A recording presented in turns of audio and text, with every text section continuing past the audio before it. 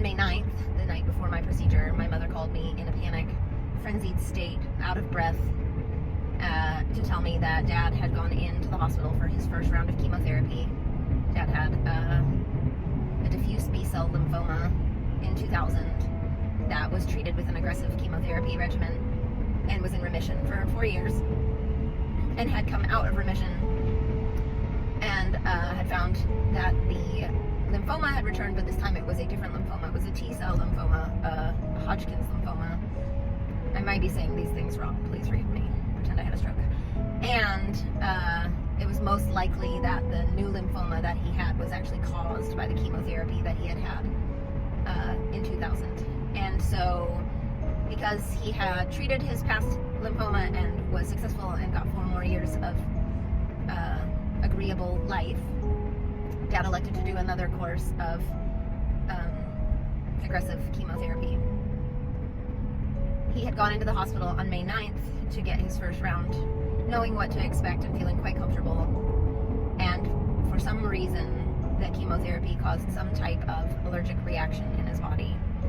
The way my mother described it was that the chemo attacked the cancer so strongly, and the cancer imploded on itself, like exploded the tumors, the lymphoma tumors, all over his body so aggressively that his body became swamped with cancer cell parts, and it caused what looked like an allergic reaction.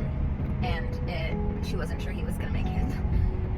That he was not able to breathe, and like hot and cold and sweating and shaking terribly, and that all they could do was give him adrenaline and Benadryl and support his body and see if he would make it through. And so in that moment, I'm shitting myself for my dad, thinking, wow, this might be the day that I lose him. And in the same moment, so self-centeredly wondering, is this a sign that I shouldn't have the cardiac cath? And so Mom hangs up and she tells me she'll call me later, and I'm stuck in a sense of foreboding and dread, and I don't hear from them, and I don't hear from them, and I don't hear from them, and finally 3 hours later I text Mom like, hey, nudge, just checking in. And my phone immediately starts ringing, and Mom and Dad are in the car together on their way home from the hospital, and Dad is pretty wiped, but everything is fine. He came back around and the medications worked, and they don't think he's going to be able to do chemotherapy. Like, that was such a negative reaction that he'll have to go meet with his oncologist again to talk about what are his options going forward.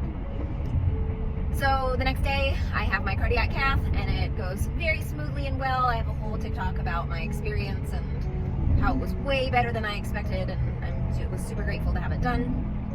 And then I'm recovering from this cardiac catheter experience, which the closing of the hole in my heart causes far more of a physiologic shift in my body than I expect. I don't know why. It made sense to me that it should have just been a small thing, but hemodynamically adjusting the way all of the blood in my body is flowing for the last 40 years, all of a sudden changing it should have been simple, and it wasn't. It was a big, challenging shift.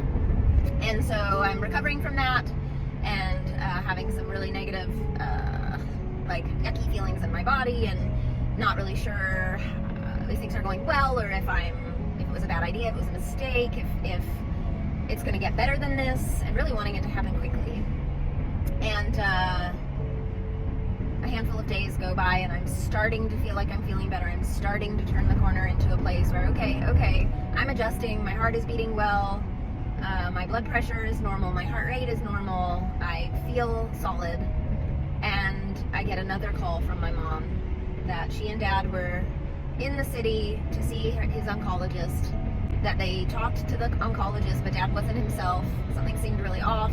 Nobody seemed to notice. The oncologist said he seemed like he was really dehydrated, so they sent him to the ER to get some fluids to help rehydrate him. They hung 2 bags of fluids and then discharged them, let them go. My mom got Dad to the hotel, and Dad was altered, not himself, just completely out of his mind, like incoherent and agitated and angry and weak, really, really weak. And so Mom said she spent almost all night with Dad getting in and out of bed, and just angry and yelling and trying to get out of bed, trying to get back in bed. And she was in tears when she was telling me that something was really, really wrong. And then she said, finally he got up to go to the bathroom and he just collapsed on the floor and she couldn't get him up. And so she called 911.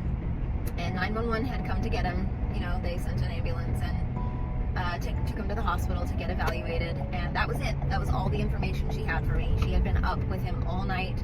She said, he's at the hospital. They're working to get him stable right now. They're going to call me with an update and I need to sleep. She was hysterical. And so I said, okay. My intuition said this is really bad. I don't know for sure what's going on. I'm waiting and waiting and waiting to get updates. I don't want to wake mom up. And then I realize I'm a family member. I can just call the hospital. So I just call the hospital. I find out what hospital he's at.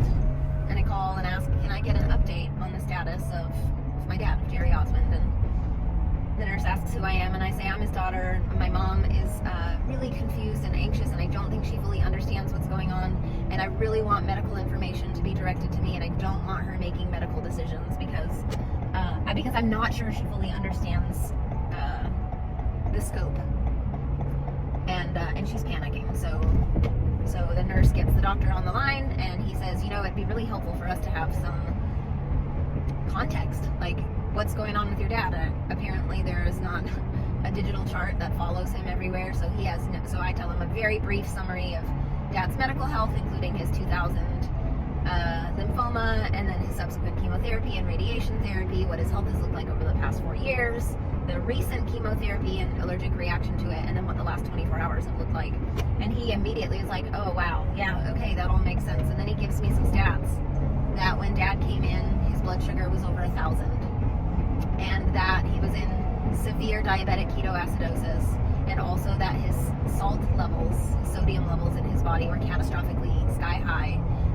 Very, very critical. They're doing everything they can to balance these imbalances, and also they're so severe that they have to do it slowly. If they don't do it slowly, they can cause more harm than good. They can cause him to crash. And so I thank him, and I again affirm to please call me with any medical updates or any medical questions. And he said something like, well, you can't make medical decisions unless you're bedside. You can't do it over the phone. So I thank him, and I hang up the phone, and I tell my husband, I've got to get on a plane right now. I tell him what's going on and how it looks and what's going on with my mom, and then I call both of my brothers, and I tell them that dad is very critical and he might not make it. And so I buy a plane ticket for 4 hours from that moment. I'm going to fly from Charlotte, North Carolina to Edmonton, Canada, to go be bedside with my dad, who may or may not be dying. That's part one.